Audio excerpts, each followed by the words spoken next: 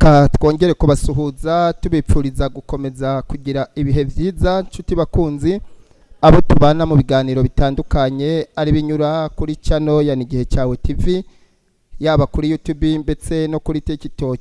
Turabasuhuje amahoro y'Imana bane namwe. Uyu munsi twatewe iteka n'abashyitsi babana bato dufite abo twumvise amakuru yabo ko rimwe na rimwe ari abana b'abahanga mu bijyanye n'ijambo ry'Imana, ari ukuvuga ibitabo bigize Bibiliya mbetse n'ibindi bitabo muri bimwe bigize Bibiliya bakaba babasha kubivuga ku mutwe. N'abana b'abahanga rero navuze ati reka dukorane ikiganiro nabo kugira ngo basangize ivyiza biri mu bana bato. Hari abantu baba bazi ngo abana bato ntacyo bashoboye, ariko nagira ngo menyeshe ngo abana bato barashoboye, bashobora gukora ivyo abantu bakuru bakora cyanye bagakora n'ivyo abantu bakuru batabashya gukora. Murabibona rero kuri screen zacu aha imbere ya kamera, abana baricaye bameze neza, basa neza kabisa, n'abana b'Imana. Reka rero tubanze tuganire nabo batubwire amazina yabo mbetse tubashe kuganira vyinshi muri kino kiganiro cy'uyu munsi. Reka tubanze duhere n'uyu mukobwa mwiza cyane yicaye ku ruhande atubwira amazina ye, namara kutubwira amazina ye hanyuma turi bukomeze n'abandi. Ni karibu mukobwa. Ndabashuje mu izina rya Yesu. Ku mazina banyita Asifuwe Rebeka. Imana iguha umugisha, tuguhaye kaze mu kiganiro cy'uyu munsi. Reka dusabe n'uyu muhungu nawe adusuhuze mu izina rya Yesu. Haleluya. Mazina banyitangizwe na Alex. Ndabashuje ahandi Imana iduhana umugisha. Turakwakiriye mu kiganiro cy'uyu munsi kiri kunyura kuri iyi channel ya Nigihe Cyawe TV kuri YouTube mbetse no kuri TikTok ni Nigihe Cyawe TV. Reka dusabe n'uyu mukobwa nawe ni umwana muto ariko murayibona akeye mu maso nk'umwana w'Imana, nawe abanze adusuhuze. Haleluya. Amen. Ku mazina ni Merisizipora ahandi Imana ibana umugisha. Nawe Imana iguha umugisha. Tubashije kuvuga mu mazina n'aba bana bato murayibona ni benshi, ikiganiro cyamara umwanya munini, ariko nagira nkubwire ngo ni abana bato babarizwa mu ikanisa ya Sepake Gashojwa Uganda, nibo tugiye kuganira mu kiganiro cy'uyu munsi.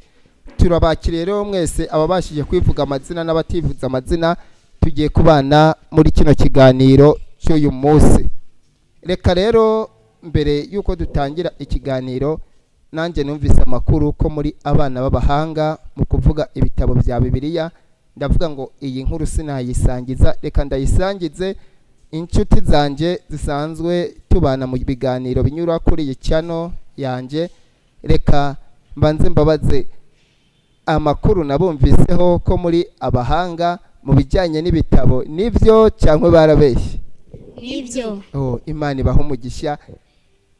Tugiye rero kubasangiza sinzi ivyo mwaduteguriye uyu munsi muri bubashe kutugezaho nk'inshuti zanje mbetse n'abadukurikira kuri izi video ndazi bazayireba ari abantu benshi.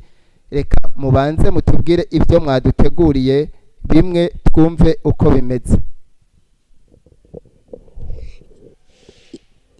Itangiriro, kuva, Abalewi, kubara, gutegeka kwa kabiri, Yoshua, abacamanza, Rusi, Samweli wa mbere, Samweli wa kabiri, abami ba mbere, abami ba kabiri, ibyo ku ngoma ya mbere, ibyo ku ngoma ya kabiri, Ezra, Nehemiya, Esteri, Yubu, Zaburi, imigani, umubwiriza, indirimbo, Yesaya, Yeremiya, amaganya, Ezekiyeli, Danieli, Hoseya, Yoeli, Amos, Obadiya, Yona, Mika, Nahumu, Habakuki, Zefania, Hagai, Zekariya, Maraki, Matayo, Mariko, Luka, Yohana, ibyakozwe n'intumwa, Abaroma, Abakorino ba mbere, Abakorino ba kabiri, Abagalatiya, Abefeso, Abafilipi, Abakolosayi, Abatesalonike ba mbere, Abatesalonike ba kabiri, Timoteyo wa mbere, Timoteyo wa kabiri,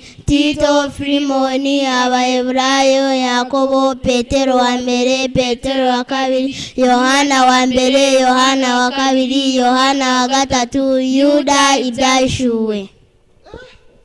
murakaze ibi bintu kugira mubashe kubyiga mu bifate nk'uko bishobora kuba byabatwaye nk'umwanya ungana gute? ni umwanya muto cyane. Umwanya muto cyane. Eh, Wabashije kubyiga nko mu mezi nkangahe? mu kwezi kumwe. Kwezi kumwe ibi byose ubu bashije kubifata. Mu by'ukuri muri abana b'abahanga, mbetse muri abahanga cyane. Hari abantu bakuru bashobora kuba bangana nanjye cyangwa bansumba batabasha kuvuga ibi bintu. Niko musore, ibi bintu wowe uganirije mu magambo atari menshi kandi atari make cyane, abantu bari kukureba muri uyu mwanya wababwira ko byabashije kugutwara umwanya ungana gute kugira ubashe kubifata ku mutwe byose? Kwezi kumwe. Ukwezi kumwe niko wabyize byose ubu umaze kubimenya. Mu by'ukuri abana ni abantu bo gushyigikirwa kuko ni abantu b'abahanga. Reka tubaze n'uyu mukobwa, twumvise nawe uri umuhanga mu byo kuvuga ibitabo 66 bigize igitabo cya Bibiliya yera. Ibi bintu ntibyakugoye kugira ubashe kubifata ku mutwe nk'uko? Oya. Wabyize byoroshye? Yego. Mu by'ukuri muri abantu bo gushimirwa, ndetse muri abantu bo gushyigikirwa kugira ngo uyu murimo w'Imana mwabashije kugeraho ubashe kugera kure. Ikintu kimwe nibagije nk'ikibazo, ibi bintu umwanya mufata muri kwiga ibi bitabo bya Bibiliya ndetse n'ibindi bintu mwiga byo muri Bibiliya, ntabwo bishobora kubabera intambamyi y'amasomo y'ishuri, ugasanga rimwe umwanya wo kwita ku bitabo bya Bibiliya no kwiga ku masomo birabagora, bigatuma ku ishuri mushobora kuba nk'abanyu? oya. Ku ishuri muba muri mu bana ba mbere baza muri grade 1, no mu bitabo bya Bibiliya mukaba mufite amanota angana nk'uko? Yego. We mu ishuri wabaye wa kangahe? Nabaye wa gatatu. Uri umwana wo gushimirwa. Kandi reka tubaze uyu musore, muri iyi tamu ya mbere twarangije wabaye wa kangahe? Wa kane. Wabaye wa kane. Kandi uyu mukobwa muri iyi tamu ya mbere turangije wabaye wa kangahe ku ishuri? Wa gatatu. Mwese mwabaye uwa gatatu, uyu ndabo wa gatatu, uyu ndabo wa kane, bisobanura ngo n'ubuhanga musanzwe mufite. Namwe abana mudafite za microphone iyo muri kwiga ibintu ntabwo bishobora gutuma mu ishuri muba banyuma, ugasanga mwitaye ku bitabo bya Bibiliya, amasomo mwarimu ari kubigisha ntimuri kuyabasha. Murayabasha? Yego. Mwese muza muri grade 1 cyangwa hariho n'abaza muri grade ya gatatu? Muri grade 1. Ubwo ntabwo Imana yareka rero kubashyigikira kuko muri gushyigikira umurimo w'Imana. Rero tugikomeje n'ikiganiro, hari akandi kabazo nari nipfuye kubabaza.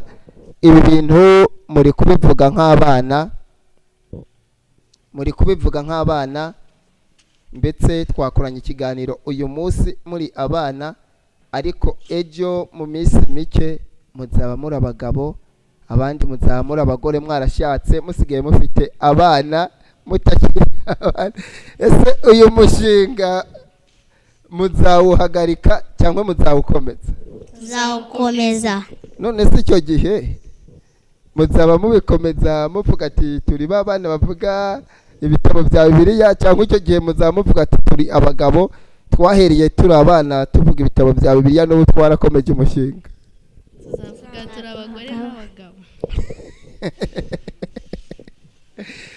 Kuko hari igihe umuntu akora ikintu, wenda urugero nk'iyo umuntu atangije umushinga w'indirimbo akaba umuhanzi, ashobora kuba umuhanzi agatangira ari umwana akaririmba, yamara kuba n'umugore cyangwa umugabo agakomeza akaririmba, ugasanga mu mateka ye abantu bagenda bavuga ngo uyu muhanzi yatangiye ari umwana. Ugasanga hari n'amavideyo menshi abantu bareba kuri interineti yiwe akiri umwana, bagasanga yabaye umugore n'ubundi agikomeza aririmba.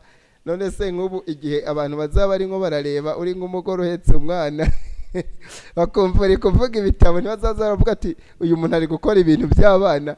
Igihe bazaba barimo baravuga uri nk'umuntu mukuru bavuga ngo uri gukora ibintu by'abana, uzahora wiyumva umeze gute? nta kibazo kuko mu murimo w'Imana nta soni zibamo. Abantu benshi muri iyi minsi rero bafite isoni, aho usanga hariho n'abantu bakuru ugasanga kuvuga ijambo ry'Imana birabagora. Ariko ndabipfurije nubwo muzaba abantu bakuru bamwe bakajya gushaka, uyu mushinga muzawukomeze muwigishe n'abana banyu kugira bumve uko Imana igira neza cyangwa bumve uko umurimo w'Imana ukogwa.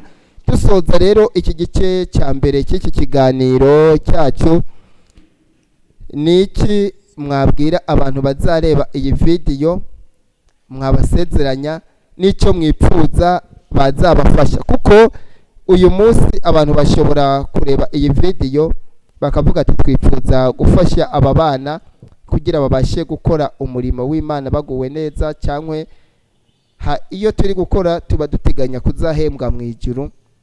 Ariko niyo Imana duhemvye muri iyi si naho biratugwa neza.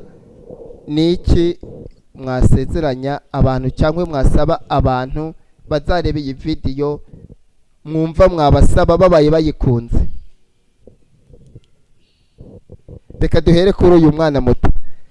Uyu munsi abantu barebye iyi video bakayikunda bakavuga ngo twipfuje gufasha aba bana, niki wasaba ku giti cyawe? nabashimira nkagakomeza gukora uwo murimo. Imana iguha umugisha. Reka tubaze n'uyu musore, abantu nibarebe iyi video bakayikunda, niki wabasaba babaye cyangwa bo bavuze ati twipfuza kugufasha kugira uyu murimo ukomeze, niki wasaba? Nabasabira umugisha. Wabasabira umugisha, ubwo nta kindi wabasaba. Ese nk'ubu hagize nk'uyikunda akavuga ati uyu mwana w'umusore ndumva namugurira agasoda, bahita bavuga ati genda gusabira umugisha gusa sinakakira. Ni umurimo w'Imana, kandi umurimo w'Imana utunga abawukora bibaye byiza. Reka mbanze ndarikire abantu bose bazabasha kubona iyi video, aba bana mubiteho mubafashe, ndetse hari n'abantu baba promotinga impano z'abantu, bantu bafite ubushobozi bwo kuba ba promotinga impano z'aba bana kugira zibashe kugera kure, ubwami bw'Imana bwamamare, ndetse bibaye ngombwa ibyo bakora bibashe no kubatunga. Aba bana mubiteho mubarebe mubafashe kugira ngo impano zabo zibashe kugera kure. Reka dubaze uyu mukobwa wundi, uyu munsi ishobora kuba atari inshuro nyinshi, reka mbanze nkubaze, n'ubwa mbere n'ubugira kangahe ukoze ikiganiro cy'ibi bintu binyuze kuri kamera uvuga ngo ibi bintu bizagera kure, bizajya kuri za TikTok, kuri za Instagram, bigende kuri za YouTube? Yaba ari nk'inshuro ya kangahe? Inshuro ya kabiri. Ni inshuro ya kabiri. Uyu munsi rero nagira ngo baze abantu nibakunda iki kiganiro bagakunda ivyo mukora mwibwiriza butumwa, niki wabasaba abantu bazakurikira iyi video? Nabasaba kudusapotinga kuko hari ibyo tudafitemo. Hari ibyo mudafite kandi mwipfuza kuzageraho. Abana mwese muri rusange nicyo mwipfuza abantu babasapotinge kugira babashe kubageza kure. Imana rero ibaha umugisha. Mwakoze mwese, twari turi kumwe muri kino kiganiro.